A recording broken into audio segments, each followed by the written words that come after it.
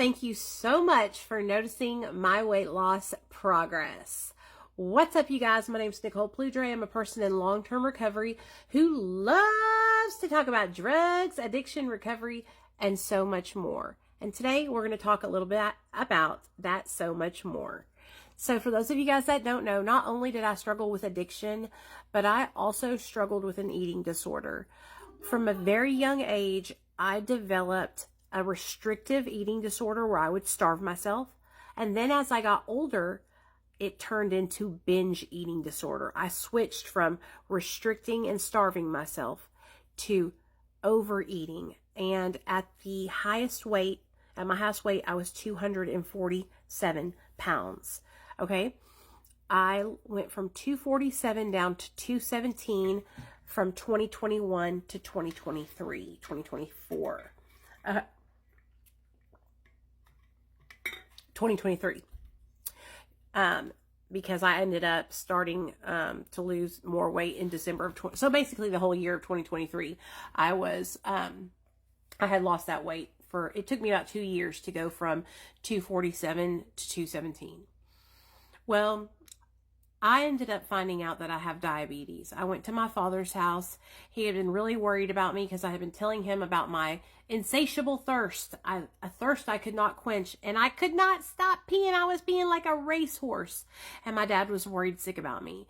Well, my dad is like really a psycho, so he is not diabetic, but he has a glucose monitor, and he checked my blood sugar right then when I got to the house. And lo and behold, my blood sugar was 499. For those of you guys that don't know, a normal blood sugar is from 80 to 130. That's regular. So basically, I could have went to a diabetic coma with sugar with that level. So I ended up going to the doctor and getting diagnosed with diabetes. A1C was 11. And I started taking Ozempic. I didn't see like really, really drastic results right away.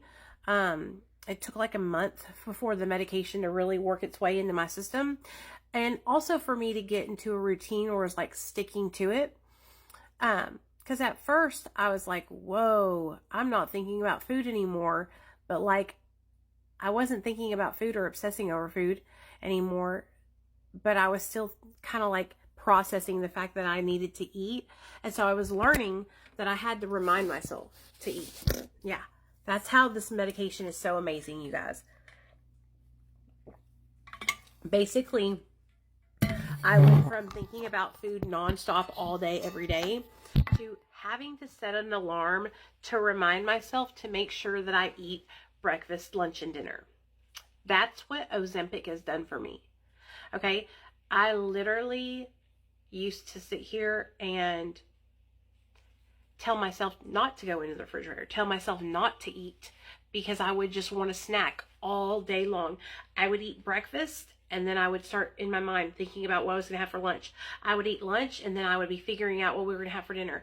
I would eat dinner and then I would be thinking about a snack later on that night. I would have my snack later on that night and then I would wake up in the middle of the night and I would binge like 4,000 calories. And I did this for so many fucking years. So many years.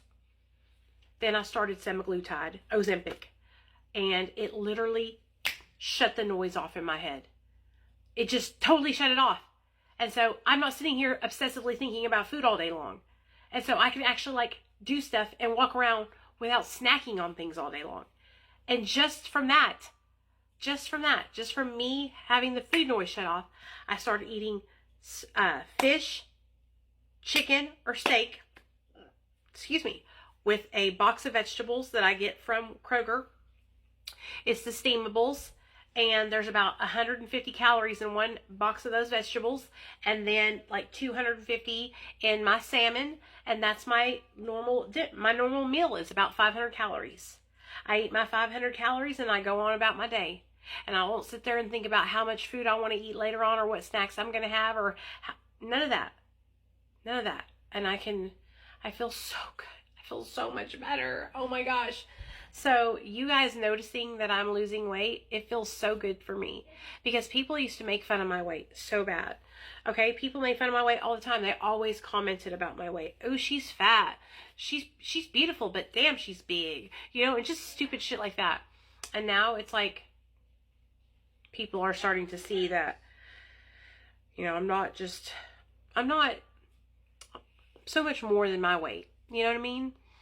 And I always felt like I had to be extra funny or extra personality because I was overweight. But now I just feel good. I feel good. I feel beautiful. I'm so proud of myself. Being fat is not fun. It's not fun. It doesn't feel good. It's depressing. It's uncomfortable. It's hot. It's sweaty. And most of all, it's super unhealthy. It's super unhealthy. My blood pressure and my blood sugar was so high. I'm so fucking blessed and grateful that I didn't have a heart attack, because my friend had a heart attack at 40 and died. And so I'm so grateful, because I was not taking care of my body. And one thing that I wish I had learned in early recovery, and I wish they had really, really, really, really, really drove this home for me, is that it's so important to take care of your physical health, because mental health is important too. They're both really important. But if you do like me and you keep making excuses, saying things like, oh, well, at least I'm not shooting meth. At least I'm not shooting oxys. I'm just eating the whole chocolate cake, or 6 brownies, or a bunch of gummy bears. That was my hidden guilty pleasure, was I was addicted to gummies. Gummy anything. I would have 2 bags of them a day. I'm telling you guys, it's so important to take care of your physical health. Don't find yourself in the situation that I found myself in, okay? Especially once you get over 40. Okay, I'm 42. Especially once you get over 40, you better start paying attention to the food that you're putting in your body. Okay? We can't live on the edge forever like we did in active addiction. We have to start taking care of ourselves. We're adults now. And I learned that, you know, a little too late, and had to learn the hard way. So I'm trying to share that with you guys so y'all don't make the same mistakes I did.